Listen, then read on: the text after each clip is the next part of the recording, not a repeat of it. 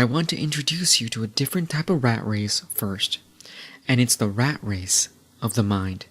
Because without getting out of the rat race mentally, getting out of the rat race financially is virtually impossible, because you won't allow yourself to do what needs to be done. And this rat race is stimulated by one thing, and that's fear. Fear is the rat inside the wheel. And as the feeling of fear increases, the rat goes faster and faster.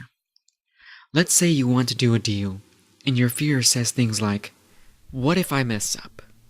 I'll owe tens, if not hundreds of thousands of dollars. And if that happens, I'll go bankrupt. And then I'll be a failure, and I won't be able to take care of myself or my family. I'll die hated, alone, bankrupt, starving, and in pain. If I do this deal, I'll be putting everyone that I care about in jeopardy. I just can't do that. I won't do that. The deal probably won't go through anyway. I'd rather just watch some Netflix and hang out with my friends. Look, no one is going to die because of a deal gone sour, or at least it's very unlikely. I see people who are full of fear all the time, and I think you know as well as I do that fear is contagious. People start talking about their fears and their what-ifs, and the next thing you know, you're starting to agree with their emotional, overblown, and irrational way of thinking.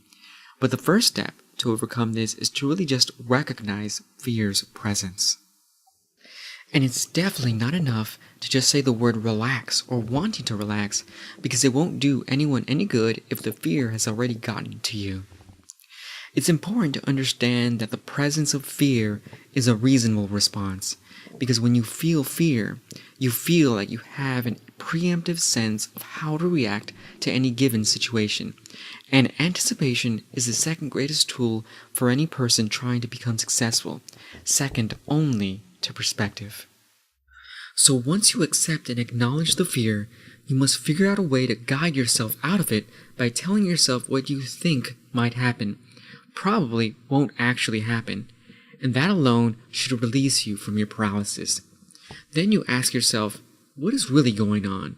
Start to come up with a new outlook for yourself.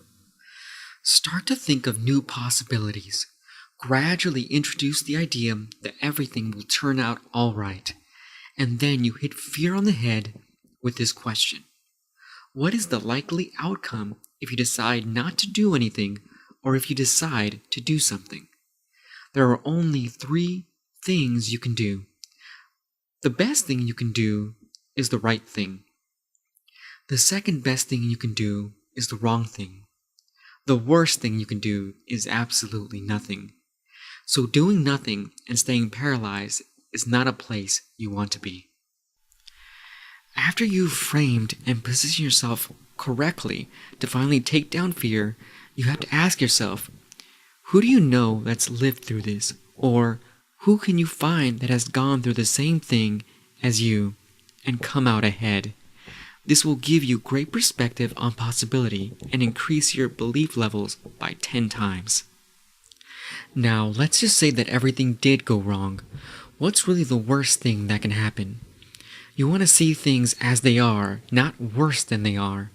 If everything goes wrong, at least you'll know better next time, and you can come out ahead that much faster. Once you've overcome your fear, the final nail in the coffin is creating a new version of the future for yourself. See yourself having overcome your fear and celebrating with everyone around you. See yourself there, successful and happy. You've finally done it.